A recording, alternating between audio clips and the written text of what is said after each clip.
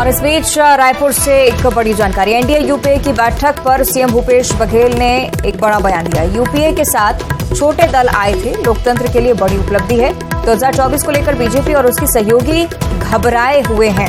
UPA की बैठक से बीजेपी डरी हुई है, कहना है मुख्यमंत्री भूपेश बघेल। इस प्रकार से केंद्र में भारतीय जनता पार्टी की सरकार निरंकुश हो चुकी है और लोकतंत्र को दबाने का काम, जितने भी हमारी संवैधानिक संस्थाएं हैं उसे कमज़ोर करने का जो काम पिछले 9-9.5 सालों में जो हुआ है, और ये देश के लिए, प्रजातंत्र के लिए उचित नहीं है। और इस बात को सभी दलों ने महसूस किया और एक साथ बैठने का निर्णय लिया। पहले पटना में हुआ था और बेंगलुरु में बैठक हो रही है, जिसमें 26 दल के लोग उसमें शामिल हुए हैं। तो ये बड़ी उपलब्धि है प्रजातंत्र के लिए भी, और 2024 के चुनाव के लिए ये बैठक बहुत महत्वपूर्ण है। और उसे भारतीय जनता पार्टी और उसके सहयोगी दल के लोग बड़े घबराए हुए हैं और इस कारण से वो लोग भी आनन फानन में बैठक आयोजित किए हैं। तो ये बताता है कि जो 26 दल के जो बैठक हो रही है उससे भारतीय जनता पार्टी बहुत घबराई हुई है, डरी हुई है। और देश की सियासत से जुड़ी हुई एक और बड़ी जानकारी। थोड़ी देर में एनडीए की भी बैठक होने वाली है। कुछ ही देर में बैठक शुरू होगी और एनडीए के खिलाफ जो इंडिया का जो नया टाइटल सामने है, ऐसे लेकर कुल मिलाकर चर्चा रणनीति को लेकर हो रही है। एनडीए की बैठक भी अब शुरू होगी। प्रधानमंत्री नरेंद्र मोदी की मौजूदगी इस बैठक में रहने वाली, ये भी माना जा रहा है। ये दो तस्वीरें आप देखिए, एक तरफ इंडिया का गठन, ये गठबंधन जिसे विपक्षी दल एक साथ मिलकर सामने लेकर आए हैं, और दूसरी तरफ एनडीए ने भी चुनावी रणनीति तय करना शुरू कर दिया है। बैठक है, कुछ ही देर बाद पीएम मोदी की अध्यक्षता में बैठक शुरू होनी है। कैसे इसका जवाब देना, इस पर बात होगी।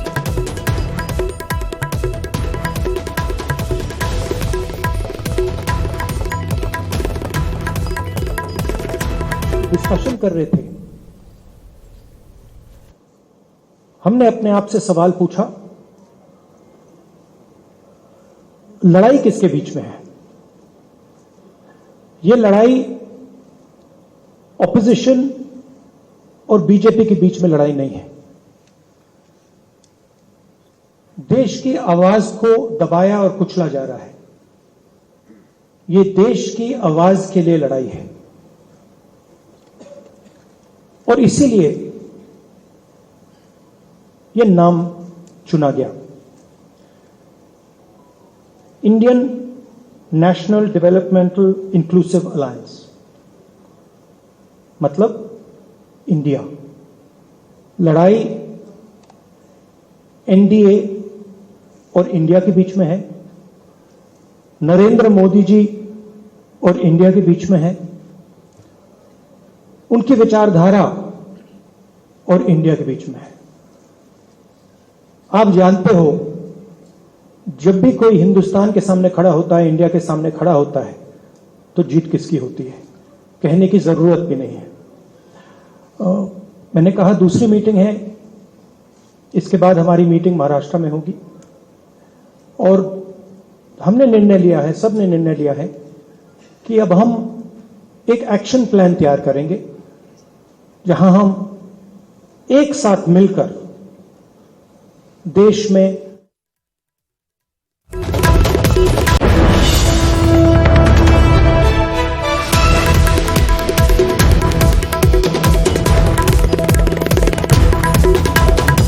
आप सुन रहे थे राहुल गांधी को, कई बड़ी बातें उनकी तरफ से कही गई हैं। इंडिया टाइटल को लेकर उन्होंने अपनी बात रखी।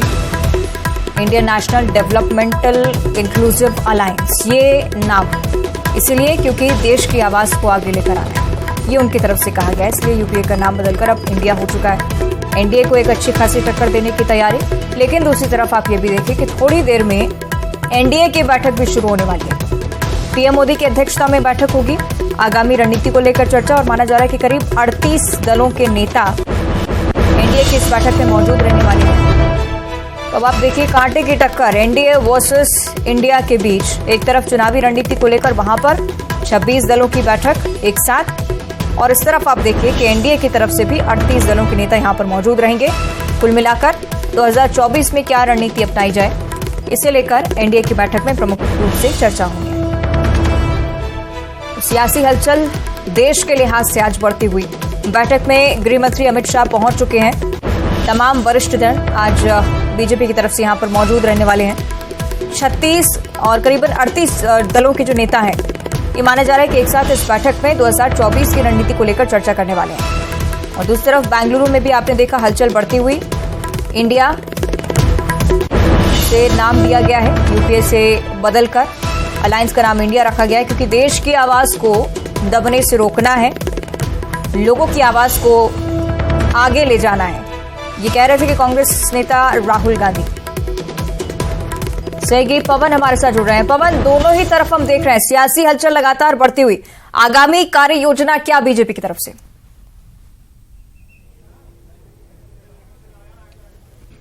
देखिए, जाहिर तौर पर जो बेंगलौर में बैठक चल रही है 26 दलों की, उसका जवाब देने और अपना शक्ति प्रदर्शन करने के लिए एनडीए ने दिल्ली में बैठक बुलाई है। इसमें 38 दल जो हैं वो शामिल हो रहे हैं, चाहे वो ओम प्रकाश राजभर की बात करें या फिर जीतन राम मांझी की बात करें, चिराग पासवान की बात करें, पशुपति पारस की बात करें, या उसके अलावा जो अनुप्रिया पटेल की बात करें। तमाम ऐसे दल हैं। या फिर महाराष्ट्र की अगर बात करें, पवार गुट की अजीत पवार शामिल हुए हैं, एकनाथ शिंदे जो शिवसेना गुट के शिंदे गुट के जो अध्यक्ष भी हैं और इस समय महाराष्ट्र के मुख्यमंत्री भी हैं।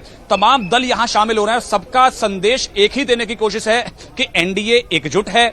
एनडीए जो विपक्षी दलों की बैठक जो हो रही है उससे बड़ा है, क्योंकि वहां 26 दलों की बैठक हो रही है, यहां 38 दलों की बैठक हो रही है। अब से थोड़ी देर पहले तमाम बीजेपी के वरिष्ठ नेता और केंद्रीय मंत्री यहां पहुंच चुके हैं। केंद्रीय गृह मंत्री अमित शाह की बात करें तो खुद जो नितिन गडकरी की बात करें तो पीयूष गोयल की बात करें तो भूपेंद्र यादव की बात करें तो तमाम जो बड़े नेता हैं वो यहां अशोका होटल पहुंच चुके हैं। थोड़ी देर के अंदर खुद प्रधानमंत्री यहां पहुंचेंगे और एनडीए की बैठक की अध्यक्षता करेंगे। तो यहां से संदेश साफ होगा। इस बैठक के अंदर एनडीए के 2024 के चुनाव को लेकर रणनीति तय की जाएगी कि किस तरह से किस रणनीति के तहत उनको 2024 के लोकसभा चुनाव में जाना है। उसके साथ साथ सरकार जिस तरह से गरीब के कल्याण के लिए काम कर रही है, जिस तरह से कल बीजेपी अध्यक्ष जेपी नड्डा ने प्रेस कॉन्फ्रेंस को संबोधित किया और उन्होंने कहा कि चाहे डायरेक्ट बेनिफिट ट्रांसफर की बात करें या प्रधानमंत्री आवास योजना की बात करें या उज्ज्वला योजना की बात करें, कहीं ना कहीं हर योजना के जरिए गरीब को लाभ पहुंचाने की जो कोशिश है केंद्र सरकार की, उन्हीं सब माध्यम से एनडीए के तमाम दल उन पर चर्चा करेंगे और उस सब योजनाओं को लेकर एनडीए के जो घटक दल हैं वो सब जनता के बीच जाएंगे और अपनी बात रखेंगे। जनता को फिर से एक बार 2024 के लोकसभा चुनाव के लिए अपने पक्ष में लाने की कोशिश करेंगे। तो यहां से जो एनडीए का शक्ति प्रदर्शन है आज, और शक्ति प्रदर्शन के बाद में तमाम जो एनडीए घटक दल हैं वो फिर से एक बार 2024 के लिए बीजेपी और जो एनडीए की सरकार है उसको लाने में जुट जाएंगे। चलिए, देखना होगा पवन आगे क्या कुछ होता है। बहुत शुक्रिया आपका फिलहाल इस पूरी जानकारी को साझा करने के लिए। तो आप देख रहे हैं एनडीए की तरफ से भी बैठक का सिलसिला अब शुरू होता हुआ। इसी के साथ बुलेटिन में इतना ही। नमस्कार।